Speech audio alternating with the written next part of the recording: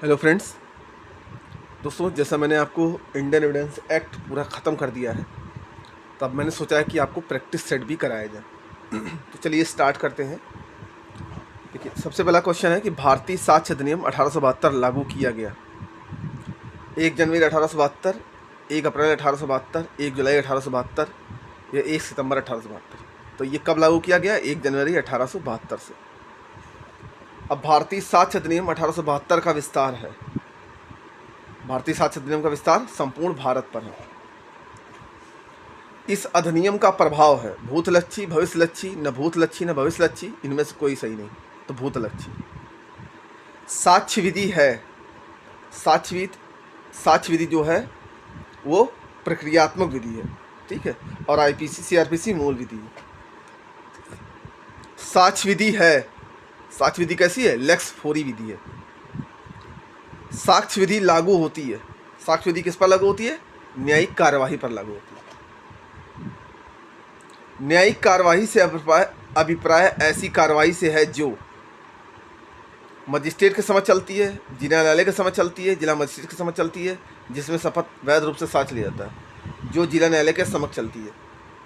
न्यायिक कार्यवाही से अभिप्राय है ऐसी कोई वस्तु की अवस्था या वस्तुओं का संबंध जो इंद्रियों द्वारा बोधगम्य हो तथा कोई मानसिक दशा में जिसका भान किसी व्यक्ति को हो, वह एक है, तथ्य है, राय है, अवधारणा है। ये क्या है? तथ्य है। कोई भी तथ्य जिसे प्रमाण देने की शक्ति हो साक्ष्य कहलाता है। यह परिभाषा किसकी है? सामंड की है। साक्ष्य से अभिप्राय आचरण के दौरान न्यायालय द्वारा अभिलिखित साक्ष्य है। यह अभिनिर्धारित किया गया। ये किस केस में निर्धारित किया गया कि साक्ष्य से अभिप्राय विचारण के दौरान न्यायालय द्वारा अभिलिखित साक्ष्य से है? ये हरदीप सिंह बनाम स्टेट ऑफ पंजाब में डिसाइड किया गया। साक्ष्य दिया जा सकेगा विवादक तथ्यों को, सुसंगत तथ्यों को, विवादक एवं सुसंगत तथ्यों को, या इनमें से किसी का नहीं, तो विवादक एवं सुसंगत तथ्यों को।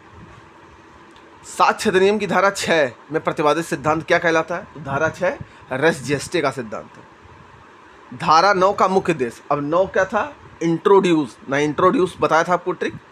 व्यक्ति की पहचान स्थापित करना, व्यक्ति या वस्तु की पहचान स्थापित करना, इनमें से कोई नहीं है, वस्तु की पहचान स्थापित करना। तो व्यक्ति या वस्तु की पहचान स्थापित करना, व्यक्ति द्वारा वस्तु की पहचान स्थापित करने के लिए की जाने वाली कार्रवाई क्या कहलाती है? ये शनाख्त कार्रवाई कहलाती है, जब किसी वस्तु की पहचान कराई जाती है या किसी व्यक्ति की पहचान कराई जाती है। प्रश्न यह है कि क्या का ने किसी अमुक दिन कलकत्ता में अपराध किया? यह तथ्य उस दिन लाहौर में था। अब देखिए, ये धारा 11 का है और धारा 11 में क्या है? सुसंगत तथ्य है। प्रश्न यह है कि क्या का द्वारा खा को बेचा हुआ घोड़ा अच्छा है? खा से का कहता है कि जाकर गा से पूछ लो, गा इसके बारे में सब कुछ जानता है। गा का कथन है, ये किस में है? कन्फेशन में है। और कन्फेशन हमारा किस में था? 24, 25, 26 और 27 क्या था? पुलिस के द्वारा लिया गया कन्फेशन तब मान्य होगा। मतलब 27 क्या था? अपवाद था। संस्वीकृति से अभिप्राय किसी अपराध की सशर्त स्वीकार कर लेना, किसी अपराध को पुलिस के दबाव में आकर स्वीकार करना, या किसी अपराध को भागता स्वीकार करना, या किसी अपराध को स्वेच्छा से स्वीकार करना। तो स्वेच्छा से स्वीकार करना। संस्वीकृति के बारे में कौन सी बात सही नहीं है? अभियुक्त द्वारा संस्वीकृति किया जाना, स्वेच्छा से अपराध को स्वीकार किया जाना, किसी भी व्यक्ति के समझ संस्वीकृति किया जाना, या मजिस्ट्रेट के समझ किया जाना। किसी भी व्यक्ति के समझ संस्वीकृति किया जाना।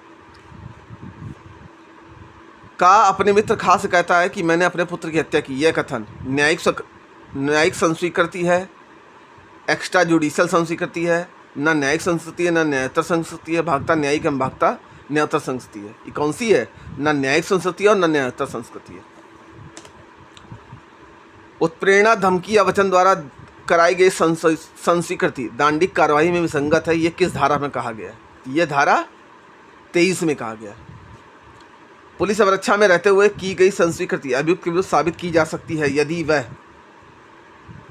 प्रतिग्रहण व्यक्ति के समक्ष में की गई हो, अपने अनन्य मित्र या परिजन के समक्ष में की गई हो, मजिस्ट्रेट के साक्षात उपस्थित में की गई हो, या कारागार।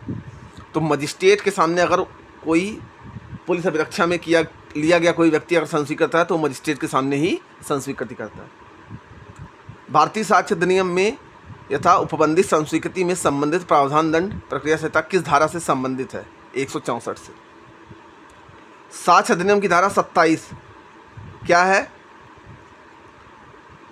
संवैधानिक है। 27 इंडियन ऑर्डिनेंस की धारा 27 क्या कहती है कि अगर पुलिस के सामने कोई कन्फेशन लिया जाता है और कोई वस्तु अपराधी के बताए गए स्थान पर पाई जाती है तो वह संस्वीकृति मान्य होती है। तो ये साक्ष्य अधिनियम की धारा 27 कहती है।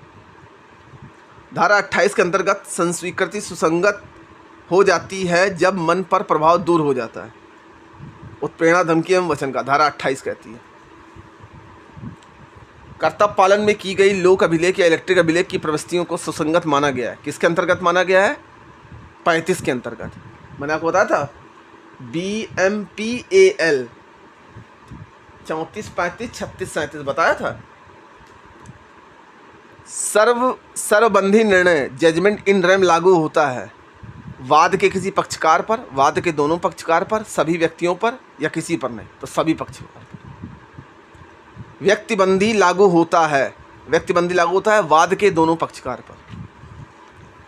धारा 45 के अंतर्गत विशेषज्ञ की साक्ष्य में किसी सम्मिलित नहीं माना जाता है। खोजी कुत्ते का साक्ष्य, टेप रिकॉर्डर की आवाज़ का साक्ष्य, DNA परीक्षण, नीम हकीम की राय, तो किसका नहीं माना जाएगा? नीम हकीम की राय नहीं मानी जाएगी।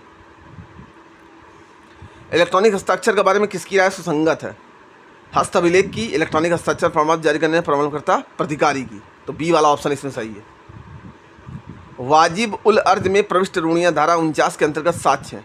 ग्राह्य है, ग्राह्य नहीं है, न्यायालय की अनुज्ञा से ग्राह्य है, इनमें से कोई सही नहीं है, ग्राह्य है।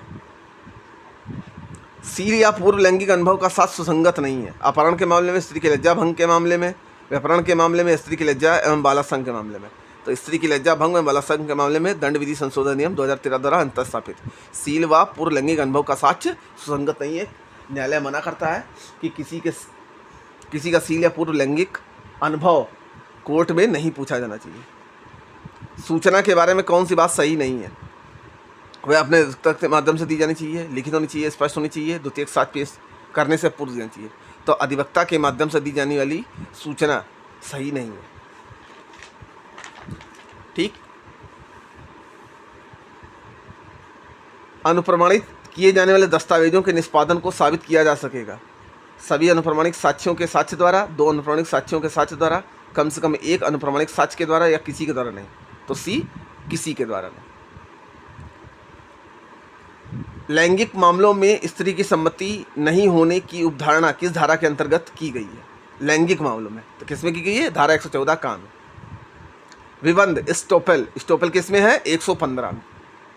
तो आज में हम क्वेश्चन नंबर 35 तक ही रहने देते हैं, बाकी हम आपको नेक्स्ट वीडियो में क्वेश्चन कराएंगे। Thank you.